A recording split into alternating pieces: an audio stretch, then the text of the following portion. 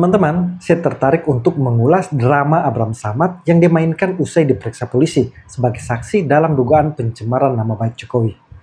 Saya di sini akan mengcounter semua narasi yang berusaha dibangun kubu Abraham Samad yang berupaya membangun image dia sebagai korban, dikriminalisasi, dan ada upaya pembungkaman demokrasi. Untuk mendapatkan konteksnya, saya akan tampilkan video pernyataan kubu Abraham Samad. Pertama, pernyataan dari Todung Mulya Lubis yang mengaku datang karena ditelepon Abraham Samad. Bagi saya ada unsur politis, karena Todung Mulya Lubis ini juga termasuk kubu pembenci Jokowi. Dia sangat dekat dengan PD Perjuangan dan Megawati. Dia juga menjadi pengacara Hasto yang menuduh dikriminalisasi Jokowi. Jadi Todung dan Abraham Samad menganggap Jokowi sebagai musuh bersama. Oke, kawan-kawan sekalian, saya bukan kuasa hukumnya Bung Abraham Samad. Kuasa hukumnya tadi sudah disebutkan, ada LBH Pers, ada LBH Jakarta, ada Kontras, ya, ada yang lain-lain juga. Tapi saya datang ke sini karena tadi malam ya, saya ditelepon oleh Bung Abraham Samad. Kenapa saya ditelepon? Karena dia mendapatkan panggilan dari Polda Metro Jaya karena didakwa, dipersangkakan melanggar pasal 310, 311 KUH Pidana dan juga pasal 27A, 28 Undang-Undang ITE. Nah, saya tidak ingin masuk pada substansi kasusnya. Tapi saya kenal Bung Abraham Samad ini dulu sebagai aktivis, sebagai advokat, ya. Dan sekarang banyak melakukan podcast.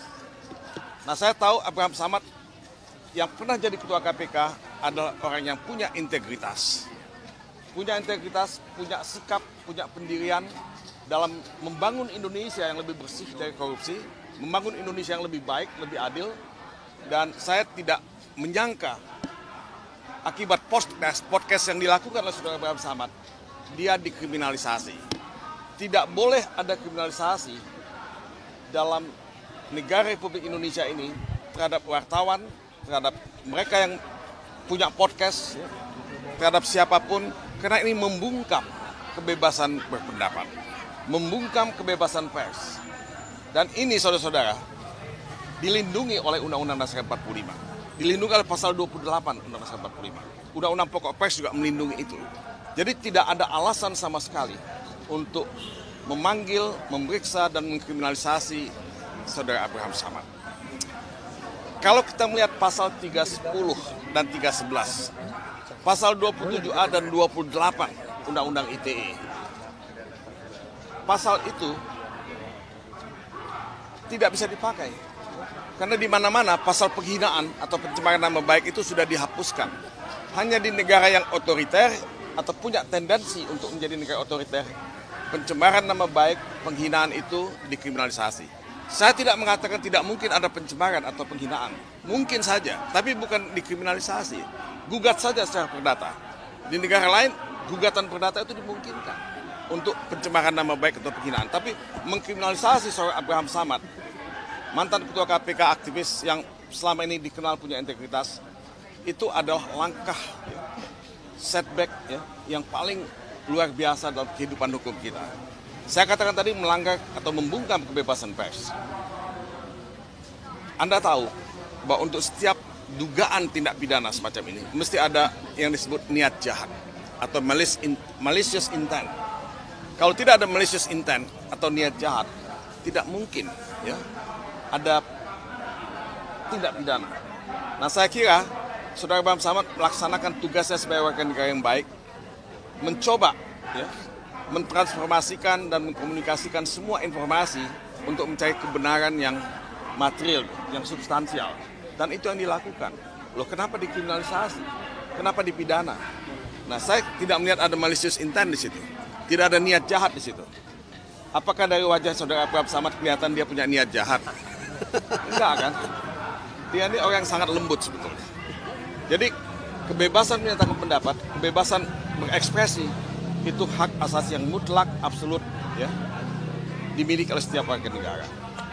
Kami datang ke sini untuk mendukung saudara Abraham Samad, ya, untuk Indonesia yang lebih baik, Indonesia yang berkeadilan dan berhukum. Dan saudara-saudara, inilah zaman di mana penegakan hukum dipolitisasi.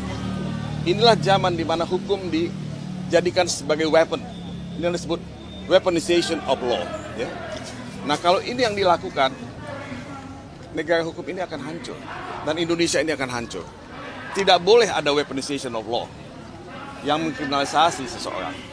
Saya berharap Presiden Prabowo Subianto ya, mendengar ini dan mulai melihat ya, aparat penegak hukum Indonesia. Apakah itu kepolisian, apakah itu kejaksaan, apakah itu pengadilan, ya, bahwa kita berada di ambang bahaya. Di ambang bahaya, negara hukum ini sedang diancam. Dan kita semua akan menjadi korban dari kesewenang-wenangan ya, dari aparat penegak hukum kalau ini tidak dihentikan. Saya minta kepada pihak kepolisian betul-betul untuk menjaga ya, kewibawaan hukum, karena hukum itu panglima, tapi hukum tidak boleh disalahgunakan atau dijadikan senjata untuk menghantam mereka yang cerdas dan kritis terhadap kekuasaan. Demokrasi membutuhkan kritik. Demokrasi membutuhkan pendapat yang berbeda. Dan kita semua mencintai Indonesia. Kita semua ingin Indonesia lebih baik. Ini semua adalah dalam konteks membangun Indonesia yang lebih baik karena kita cinta pada bangsa ini. Dan saudara-saudara, 80 tahun kita sudah merdeka. Apa yang kita capai sebagai bangsa, sebagai negara? Secara ekonomi kita sudah diambang kepailitan sebetulnya dengan utang yang begitu besar. Secara hukum kita juga semakin jatuh ke titik yang paling nadir di Indonesia ini.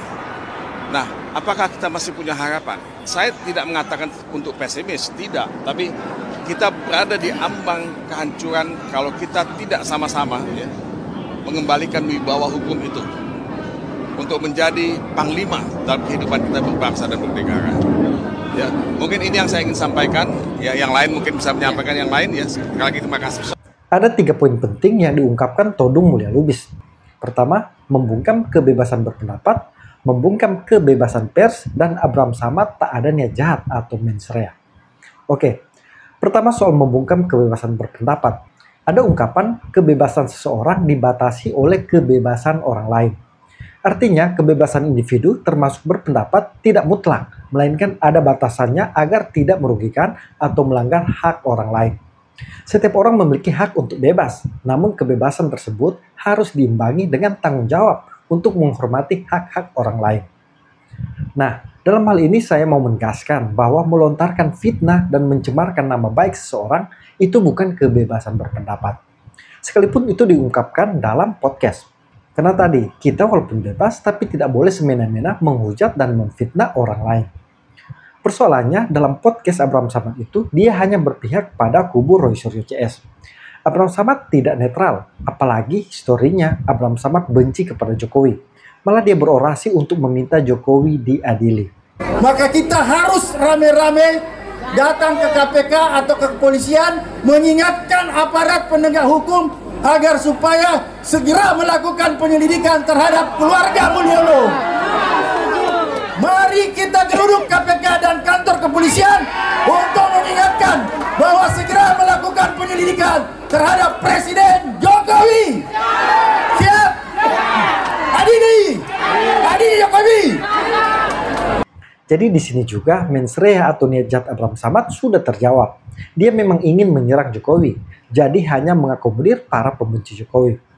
Terkait kebebasan pers, pertama saya harus tegaskan, podcast itu bukan produk jurnalistik, karena tidak menerapkan prinsip utama jurnalistik, yaitu berimbang atau cover both side. Boleh dicek, podcast Abraham Samad isinya hanya selalu memberi ruang kepada kubu atau orang-orang yang membenci atau mau menyerang Jokowi. Dia tidak berimbang dengan menghadirkan juga kubu Jokowi. Itu alasan kenapa podcast itu bukan produk jurnalistik, karena sangat objektif dan banyak mengandung opini. Dalam Undang-Undang Pers nomor 40 tahun 1999 juga tidak menyebut podcast sebagai sebuah produk jurnalistik. Coba teman-teman lihat, seperti Rakyat Bersuara, pasti selalu berimbang menghadirkan kubu pro kontra.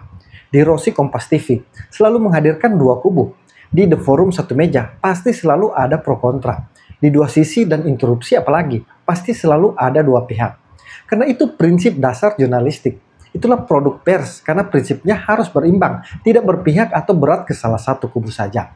Tapi di podcast yang hanya memberi ruang satu kubu saja, seperti Abraham Samad dan Sentana TV, itu jelas-jelas bukan produk jurnalistik. Walaupun seperti host Sentana TV yang mengaku wartawan dan terverifikasi, Tapi ketika tidak menerapkan prinsip dasar jurnalistik, maka podcast yang dibuatnya itu bukan karya jurnalistik. Saya juga mempertanyakan Mikhail Sinage ini mengaku mendapatkan sertifikasi wartawan utama. Tapi prinsip dasar jurnalistik harus berimbang atau netral, dia tidak paham. Sangat miris bagi saya. Saya juga terverifikasi Dewan Pers. Kalau benar dia terverifikasi wartawan utama, maka saya usulkan dicabut Dewan Pers karena dia sudah melanggar kode etik jurnalistik. Entah karena kesengajaan atau dia tak paham kode etik jurnalistik. Karena podcast itu adalah ruang untuk orang berdiskusi, ruang untuk orang mengeluarkan pendapat. Ada adu argumen di situ, ada adu argumentasi dan diskusi. Karena terus terang Mbak ya, podcast saya itu bertujuan untuk mengedukasi, mencerahkan dan memberi informasi kepada halayak ramai begini Bang Samad, mereka dan apa yang menjadi kewajiban mereka. Begini beda Bang Samad. Dengan misalnya kalau tunggu. Beda misalnya kalau Anda buka ada podcast yang isinya kalau bahasa anak gens itu ale-ale, lucu-lucu, konten-konten entertainment. Itu bukan produk jurnalisme. Gitu. Begini Bang Samad, Anda menyebut bahwa konten podcast Anda adalah edukasi hukum. Tapi Anda juga sebagai mantan ketua KPK terbiasa sebenarnya dengan verifikasi, dengan bukti-bukti. Tapi di podcast tersebut Anda tidak menghadirkan pihak dari Pak Jokowi. Yang Anda hadirkan hanya Roy Suryo, Dr. Tifa, Rismon Kurnia, dan Riza Fadila. Tapi podcast saya ya setiap saat bisa digunakan sebagai tempat klarifikasi. Kalau ada seseorang atau ada masyarakat merasa sesuatu yang ditayangkan itu perlu ada keseimbangan, maka saya membuka ruang untuk mendatangkan mereka untuk melakukan klarifikasi di situ. Kan begitu. Jadi silahkan, karena kan kita sampai ke silahkan kalau ada yang mau kita bukakan ruang, silahkan kita klarifikasi.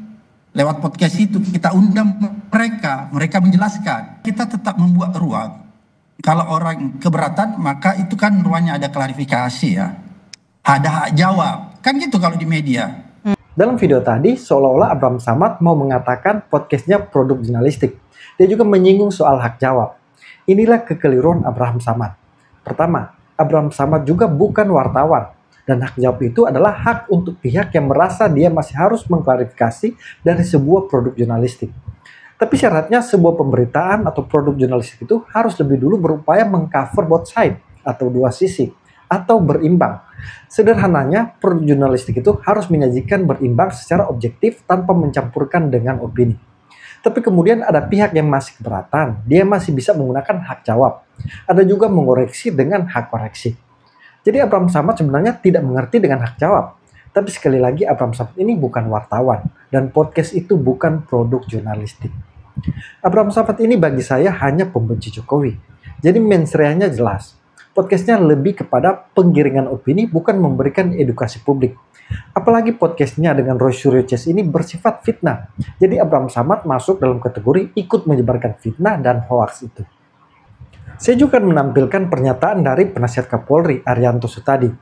Bagi saya, Pak Arianto memberikan penjelasan yang lebih terang bahwa Abraham Samad sendiri baru sebagai saksi, tapi sudah kuat dikriminalisasi.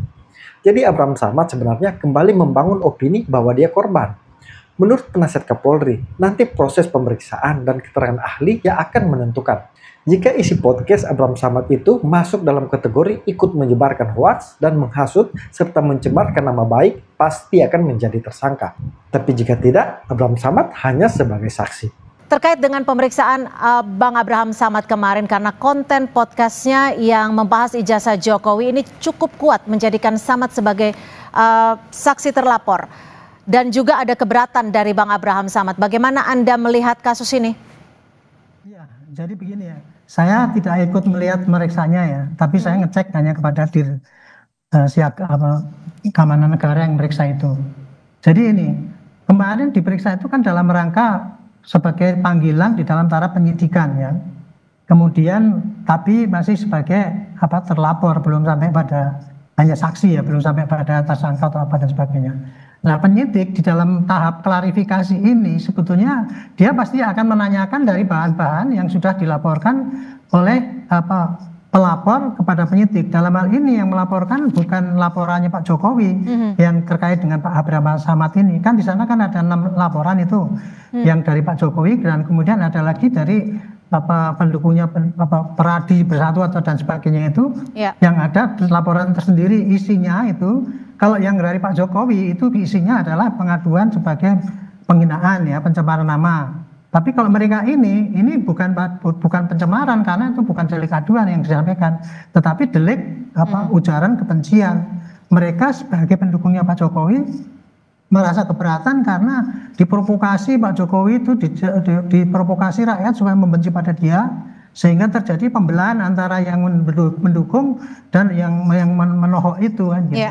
Itulah makanya mereka melaporkan bukan sebagai pengadu tapi sebagai pelapor biasa. Makanya Polda Metro itu menanggapinya. Kebetulan ini menanggapinya digabung sama-sama ini antara laporannya Pak Jokowi dengan yang itu, yang namanya. Tapi Pak Arianto, terkait dengan pemanggilan dan juga pemeriksaan terhadap Abraham Samad ini ada unsur mens rea-nya, ada unsur niat jahatnya menurut Anda? Jadi gini, ini kan sekarang lagi dipanggil sebagai saksi ya.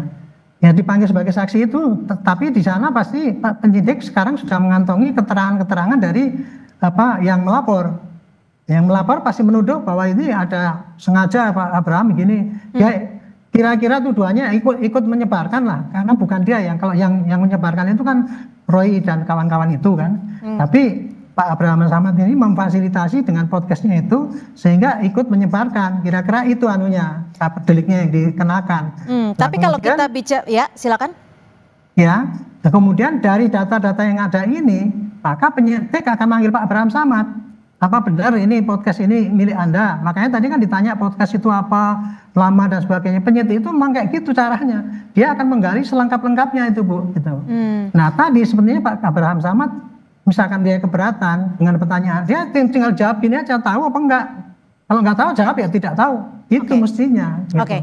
Tapi tujuan daripada penyidik itu adalah melengkapi daripada keterangan yang sudah disampaikan pada pelapor. Nah, nanti dari keterangan ini, Pak Arianto, tapi begini. Kalau kita bicara soal podcast, sekarang kan juga memang podcast ini menjadi sarana ruang publik untuk melakukan diskusi terbuka. Dan itu tentunya dijamin oleh undang-undang. Apakah ada batas, ada parameter atau guidelines, mana yang diskusi, mana pula yang pencemaran nama baik? Di dalam KUHP, Bu, yang dijadikan dasar oleh penyidik untuk mencari apakah ini unsur pidana apa tidak, dia hanya mengacu pada bunyinya undang-undang, Bu.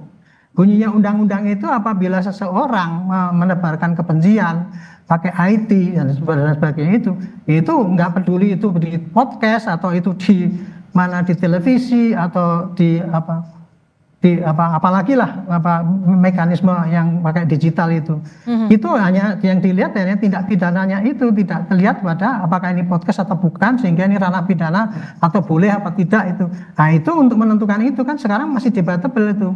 Oleh karena itu penyidik pasti akan tanya saksi ahli yang di bidang IT, apakah kalau Pak Abraham Samad itu ngomong di situ di dalam podcast itu, kemudian ini apakah ini termasuk di dalam undang-undang yang didalilkan di dalam undang-undang ITE tentang ujaran kebencian itu apa tidak, termasuk juga menimbulkan perpecahan, itu nanti pasti ditanyakan pada saksi ahli dengan data-data yang ada dari rekaman jejak digital.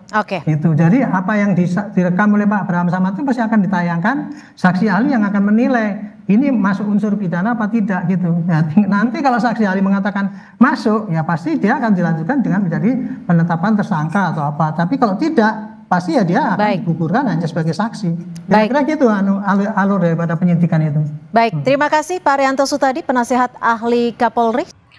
Namun bagi saya, dengan melihat track record Abraham Samad selama ini yang menjadi bagian dari gerakan untuk menyerang Jokowi, maka mens rea-nya jelas. Abraham Samad memang ingin menyerang dan menghancurkan Jokowi. Dan podcastnya itu salah satu senjata yang dia gunakan untuk mencapai tujuannya itu. Terima kasih. Salam kontra narasi.